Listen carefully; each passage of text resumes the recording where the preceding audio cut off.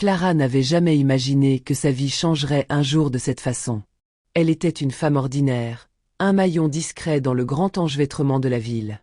Travaillant comme assistante dans un petit cabinet d'architecte d'une ville animée, elle se levait chaque matin avec la même routine. Un café rapide, un trajet en métro bondé et l'accueil des clients dans l'effervescence du bureau. La ville, avec son rythme effréné, semblait parfois l'engloutir dans sa course. Ses rêves étaient simples, modestes, mais toujours porteurs d'espoir. Une vie confortable, un foyer serein et un amour solide avec Ravière. Ravière, son compagnon, était tout pour elle. Ils s'étaient rencontrés lors de leurs études universitaires, et depuis, leur amour était devenu un havre de paix au milieu de la tempête urbaine. Leur vie commune était marquée par la simplicité et la solidarité, chaque moment partagé renforçant leur complicité. Cependant, un rêve persistait dans l'esprit de Clara, offrir à Ravière une bague de fiançailles digne de ce nom. Elle l'imaginait souvent, cette bague, éclatante de diamants, symbolisant l'engagement profond qu'ils partageaient. Mais, au fond d'elle, elle savait que ce rêve était bien loin de la réalité. Leur quotidien était fait de sacrifices et de petites économies, et l'idée d'un jour pouvoir se permettre un tel luxe semblait presque irréalisable. Un après-midi ensoleillé de printemps, alors qu'elle se rendait à un rendez-vous important avec un client dans le centre-ville, la vie de Clara prit un tournant qu'elle n'aurait jamais anticipé. Le soleil brillait haut dans le ciel, et les rues de la ville étaient animées, comme toujours. Le bruit des voitures, des passants, et des discussions se mêlaient au cliquetis des talons des femmes pressées. Clara marchait d'un pas rapide, son sac en cuir serré contre elle, concentrée sur son objectif, arriver à l'heure, donner sa présentation et rentrer chez elle. Mais alors qu'elle traversait un petit passage, elle aperçut une scène qui la fit s'arrêter net. Une vieille dame, probablement dans ses 70 ans, se tenait sur le trottoir, le regard perdu dans le vide. Ses cheveux gris étaient enchevêtrés sous un foulard démodé, et son manteau, bien que de bonne facture, semblait un peu trop grand pour elle. Elle paraissait désemparée, cherchant sans doute son chemin ou attendant quelqu'un qui ne venait jamais. L'image de cette vieille dame solitaire, perdue dans l'agitation de la ville, fit surgir en Clara une profonde empathie. Elle s'approcha d'elle, prête à lui offrir un peu de son temps, ce qu'elle faisait souvent avec des inconnus dans le besoin. Elle n'était pas du genre à se détourner lorsqu'elle voyait quelqu'un en détresse, même si elle ne connaissait pas cette personne. Elle posa doucement une main sur l'épaule de la dame. « Madame, vous allez bien ?» La vieille dame la regarda d'un air surpris, ses yeux clairs s'écarquillant à l'instant où elle réalisa qu'une jeune femme s'adressait à elle. Mais, avant même que Clara n'ait le temps d'ajouter un mot, un bruit lourd se fit entendre derrière elle. Un homme s'approchait d'elle, ses pas rapides et son regard fuyant. Clara, instinctivement, se tendit. Quelque chose dans son attitude semblait louche. Il était bien habillé, mais il dégageait cette énergie menaçante que l'on retrouve souvent chez ceux qui sont en quête d'une proie facile. L'homme s'arrêta brusquement à quelques pas de la vieille dame, et, dans un geste brutal, tenta de lui saisir son sac à main. Clara, son cœur battant à tout rompre, réagit sans réfléchir. D'un élan de courage, elle attrapa fermement le bras de l'agresseur et le repoussa avec une force qu'elle ne se connaissait pas, criant à l'aide d'une voix forte.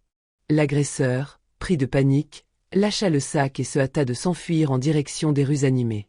Clara se retrouva seule avec la vieille dame, tous deux haletantes. La situation s'était déroulée si vite qu'elle n'eut pas le temps de réaliser l'ampleur de ce qu'elle venait de faire. Elle jeta un regard sur le sac, désormais tombé sur le pavé, avant de se tourner vers la vieille dame, qui semblait encore sous le choc. « Vous allez bien, madame ?» demanda Clara, son ton plus calme maintenant que le danger était écarté. La vieille dame fixa Clara avec des yeux pleins de reconnaissance, ses lèvres tremblantes de gratitude. Elle prit un moment pour reprendre son souffle, puis, d'une voix douce mais ferme, elle dit « Je vous dois la vie, chère jeune femme. Comment puis-je vous remercier pour ce que vous venez de faire pour moi? Vous n'avez pas seulement sauvé mon sac, vous m'avez sauvé, moi. » Clara, encore sous le coup de l'émotion, sentit une chaleur envahir son cœur. Elle avait agi sur un instinct, sans réfléchir à la gravité de la situation, mais entendre ces mots de la part de cette dame la toucha profondément. « Il n'y a pas de quoi, madame, » répondit Clara avec un sourire modeste. « Je fais simplement ce qu'il faut. » Mais la dame ne l'entendait pas de cette manière. Quelques jours après leur rencontre, Clara reçut une invitation élégante et inattendue. L'enveloppe, d'un pourpre profond, portait des sceaux dorés et un parfum subtil qui évoquait déjà l'opulence et l'exclusivité. Intriguée, Clara, qui n'avait jamais imaginé se retrouver un jour dans un tel contexte, se rendit au lieu indiqué, un manoir majestueux, isolé en dehors de la ville, dissimulé dans un écrin de verdure où chaque détail semblait être une œuvre d'art. Le manoir, aux allures de château, était entouré de jardins méticuleusement entretenus, où les haies parfaitement sculptées semblaient défier le temps lui-même. À l'entrée, une grande porte en bois sculpté, ornée de fer forgé, s'ouvrit sur un hall grandiose. Les murs étaient décorés de portraits ancestraux et de tableaux d'art précieux, créant une atmosphère à la fois majestueuse et intimidante. Clara se sentit presque étrangère dans ce décor d'une richesse inouïe, ses pas résonnant sur le sol en marbre froid. L'accueil fut aussi élégant que le cadre. Isabelle Monclar, la propriétaire des lieux, l'attendait. D'une prestance naturelle, cette femme, probablement dans ses 70 ans, portait un tailleur impeccable, ses cheveux blancs soigneusement coiffés dans une coupe moderne, et son regard perçant semblait analyser chaque détail de Clara, comme si elle percevait quelque chose de profond en elle. Isabelle était bien plus qu'une simple milliardaire. Elle était une figure respectée dans le monde des affaires, une philanthropiste discrète mais influente, et un pilier des grandes dynamiques sociales et politiques. Son nom résonnait dans les cercles de la haute société, non seulement en raison de sa richesse, mais aussi de ses choix audacieux dans le monde de l'industrie et de la culture. Après des échanges courtois, où la gentillesse d'Isabelle se mêlait à une curiosité évidente pour Clara, elles partagèrent un dîner somptueux dans une salle à manger ornée de chandeliers étincelants et de vaisselle en porcelaine fine.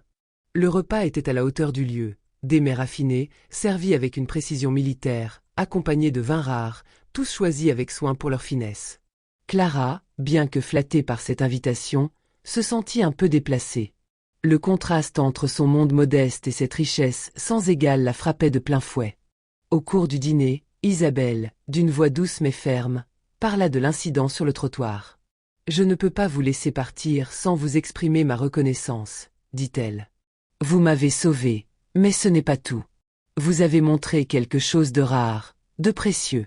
Dans un monde où tout semble se jouer dans les apparences, vous avez fait preuve d'un courage, d'une humilité qui sont des qualités peu communes. » Clara, mala L.A.I.C., tenta de rifiuse paliment. Vraiment, madame, il n'y a pas de quoi. J'ai simplement agi instinctivement. Ce n'était rien. Mais Isabelle ne semblait pas disposée à accepter un tel refus. Elle se leva avec grâce et se dirigea vers un coffre ouvert.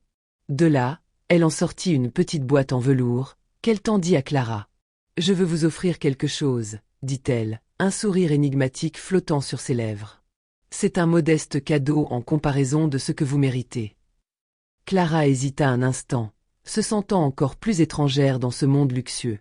Lorsqu'elle ouvrit la boîte, elle découvrit une bague d'un éclat presque surnaturel, un diamant pur qui semblait capturer toute la lumière de la pièce. La bague, d'une beauté incroyable, n'était pas simplement un bijou, c'était un chef-d'œuvre. « Elle est magnifique, » souffla Clara, subjuguée. « Mais, je ne peux pas accepter. » Isabelle posa doucement une main sur la sienne, la retenant. « C'est exactement ce que vous devez accepter, Clara. Vous avez montré une bravoure qui dépasse de loin ce que beaucoup auraient fait dans votre situation. Cette bague est un symbole de votre courage. Vous êtes une femme rare, une femme qui agit par cœur. Et cela mérite d'être reconnu. » Clara, prise au piège de la gentillesse de la vieille dame, se sentit émue, mais aussi déstabilisée par ce monde de luxe et d'attention qui lui semblait si étranger. Elle n'était qu'une simple assistante, une femme avec des rêves modérés, et cette bague, d'une valeur inestimable, semblait appartenir à un monde dont elle n'était même pas une invitée. Mais elle n'eut pas le cœur de refuser plus longtemps. « Merci, » dit-elle, presque en chuchotant. Mais elle ne savait pas encore que cette rencontre marquerait le début d'une aventure qui allait bouleverser sa vie à jamais. Isabelle, en plus d'être une femme de pouvoir, était une matriarche influente, un pilier de la société dans laquelle elle évoluait. Elle possédait de vastes investissements dans plusieurs secteurs, de la mode au pétrole, en passant par la finance, et ses décisions affectaient des milliers de vies à travers le monde. Mais derrière son apparente froideur se cachait une profonde humanité, et elle commença à se prendre d'affection pour Clara. Très vite, celle-ci devint une figure régulière dans sa vie. Non seulement pour ses gestes héroïques, mais aussi pour sa simplicité et sa sagesse naturelle.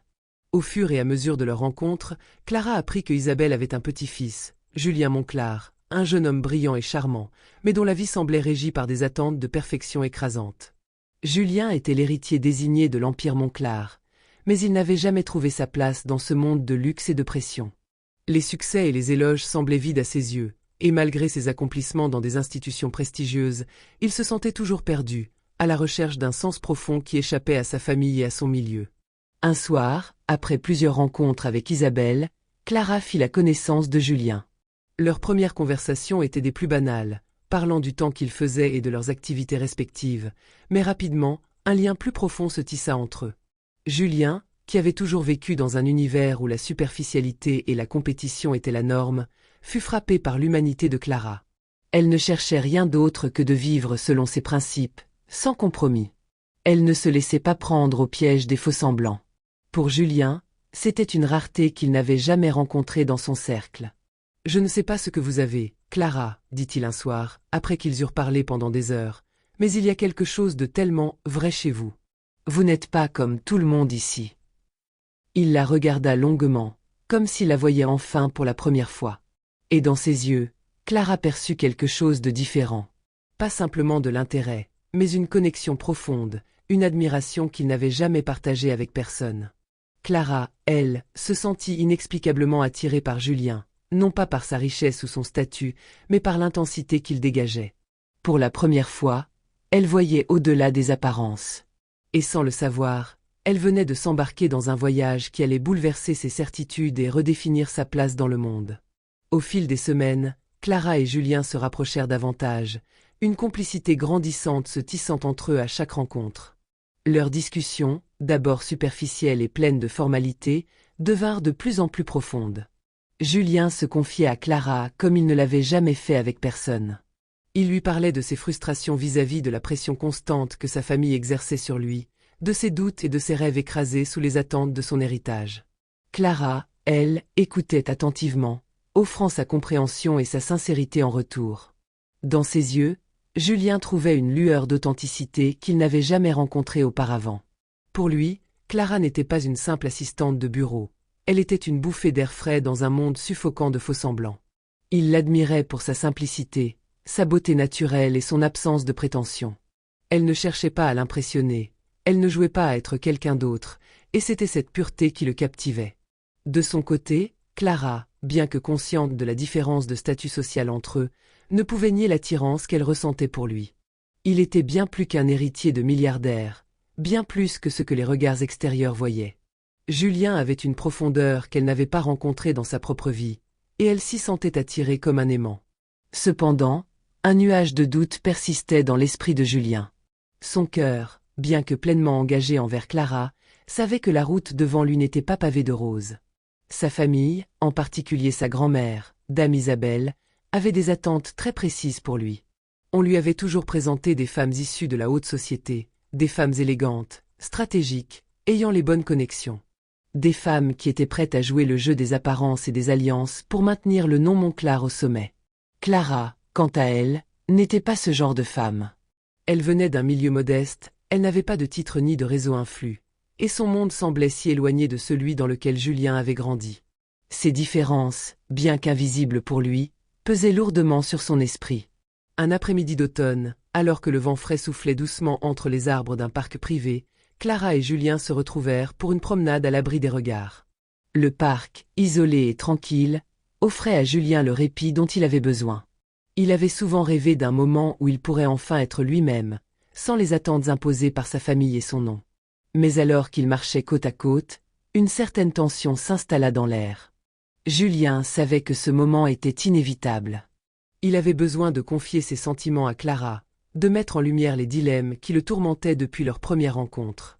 S'arrêtant au bord d'un petit étang, il la regarda longuement, ses yeux emplis d'une détermination nouvelle. « Clara, je pense que je suis tombé amoureux de toi. » Les mots étaient simples, mais leur poids était immense. Un silence s'installa brièvement avant qu'il ne poursuive, sa voix s'assombrissant légèrement. « Mais je sais que cela n'est pas simple. Ma famille a une vision très stricte de ce que je devrais être, et tu ne corresponds pas à ce qu'ils imaginent.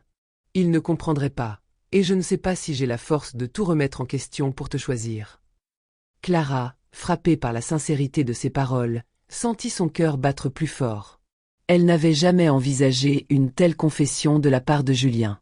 Elle avait toujours su qu'il éprouvait quelque chose pour elle, mais la réalité de cette déclaration la submergeait. Elle, une simple assistante dans un cabinet d'architecte, face à un homme d'une telle lignée, d'une telle richesse. C'était comme un rêve irréel, une situation qu'elle n'aurait jamais cru possible.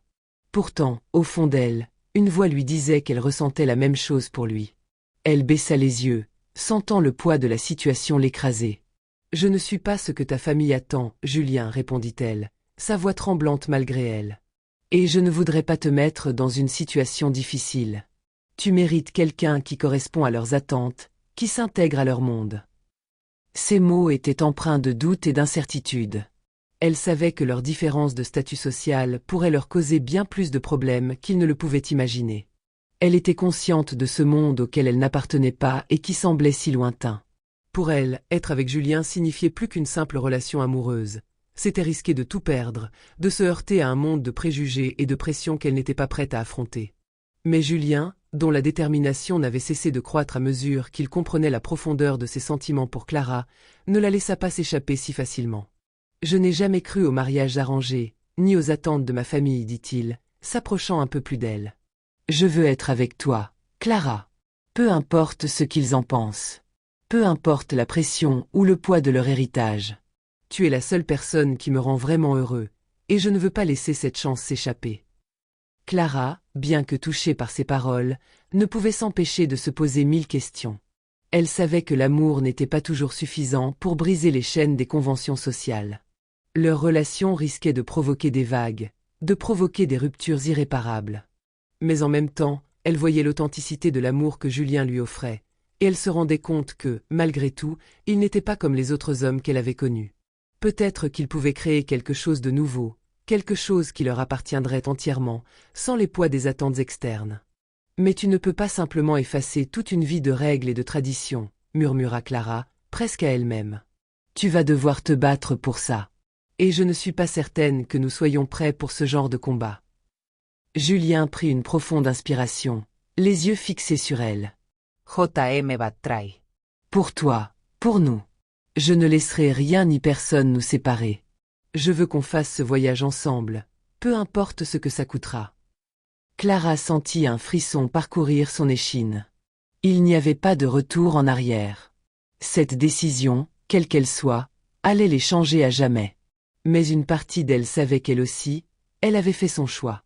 Les obstacles semblaient insurmontables, mais dans son cœur, une flamme brûlait d'espoir, celle d'un amour qui pourrait, malgré tout, tout conquérir. Leurs mains se frôlèrent, et dans ce geste discret, il y avait la promesse d'un avenir qu'ils allaient écrire ensemble, un avenir où le courage, l'amour et la vérité seraient les seuls guides. Après plusieurs mois de clandestinité, une relation fondée sur des secrets, des rencontres furtives et des promesses murmurées, Clara et Julien prenaient une décision audacieuse et risquée.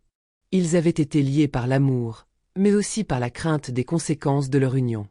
Mais finalement, l'envie de vivre leur vie ensemble, de ne plus se cacher derrière des masques, de ne plus jouer à ce jeu d'ombre, l'emporta. Ils décidèrent de se marier en secret. La décision de cette union n'était pas venue sans remous internes. Isabelle, bien que compréhensive envers les sentiments sincères de Julien, avait des doutes. Elle savait que ce mariage, bien qu'il fût un acte de rébellion contre les attentes imposées, risquait de briser des liens familiaux et d'entraîner des répercussions bien plus larges que ce qu'ils imaginaient.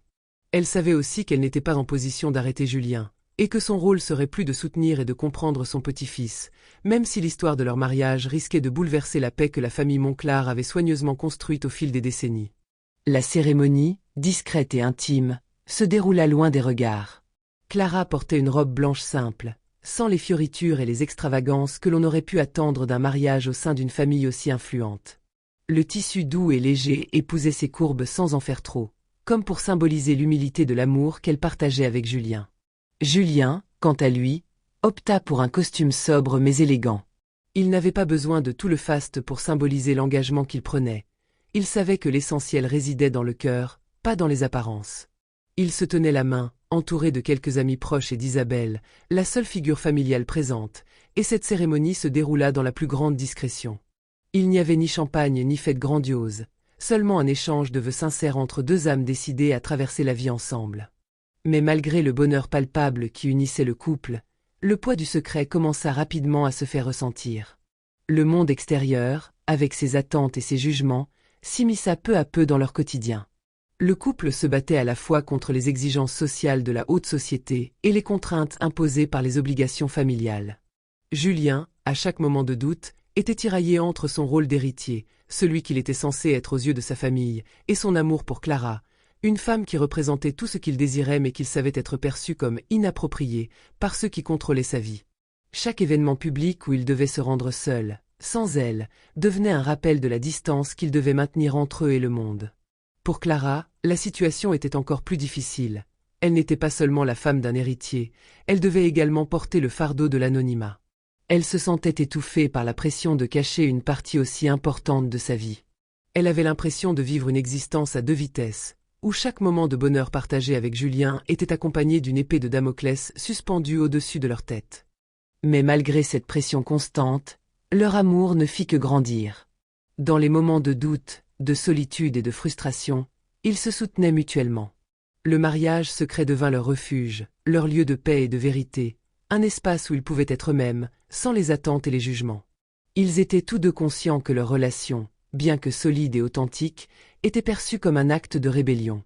Cependant, ils ne laissaient pas ce fait les empêcher de vivre pleinement leur amour, de s'affirmer dans leur quotidien malgré l'impossibilité de montrer leur union au grand jour. Mais le poids du secret finit par devenir insupportable. Après un événement public majeur auquel Julien avait dû assister seul, il prit une décision qui allait changer leur vie à jamais. Lors d'un dîner familial, alors que les conversations tournaient autour des affaires de la famille, Julien ne put plus contenir ce qu'il avait longtemps gardé en lui.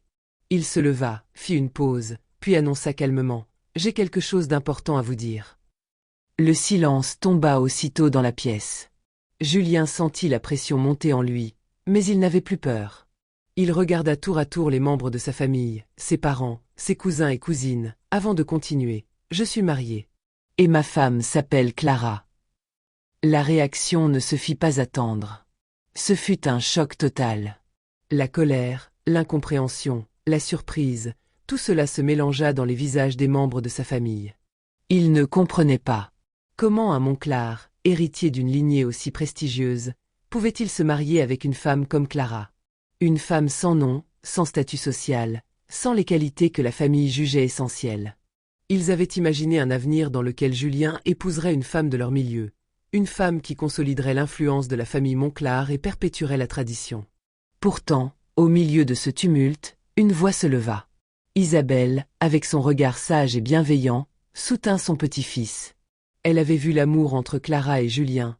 Elle avait vu à quel point ils étaient heureux ensemble. Elle savait que l'amour ne pouvait pas se soumettre aux règles imposées par la société, aux traditions rigides d'une famille qui, parfois, oubliait que la véritable force réside dans les liens humains, et non dans les apparences. Isabelle prit la main de Julien, et dans un silence lourd de signification, elle lui dit « Je n'ai pas choisi la facilité pour toi, mais je crois en ton bonheur.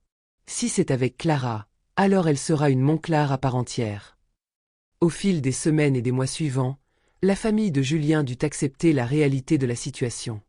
L'acceptation ne vint pas immédiatement, mais peu à peu, la famille Monclar finit par comprendre que l'amour sincère et authentique ne pouvait être ignoré. Julien, quant à lui, apprit à affirmer son choix et à faire face à la réalité. Le couple réussit à faire sa place dans un monde qui avait mis du temps à les accepter, mais une fois cette étape franchie, ils devinrent un exemple de courage, de vérité et de résilience. Le secret de leur mariage, qui avait commencé comme une fugue contre les attentes sociales, se transforma en une force qui les unit davantage. Clara, qui avait longtemps vécu dans l'ombre de cette union, se sentit enfin acceptée, non pour ce qu'elle était censée être, mais pour ce qu'elle était réellement. Elle ne portait plus l'étiquette de la femme d'eux. Elle était Clara Monclar, une femme digne, capable de faire face aux défis, et avant tout, une femme qui avait trouvé l'amour dans les conditions les plus difficiles. Leur mariage secret, au départ une lutte contre les attentes et les conventions, était désormais le fondement d'une relation forte et authentique, bâtie sur la confiance, l'amour et la vérité, et rien ne pourrait plus les séparer.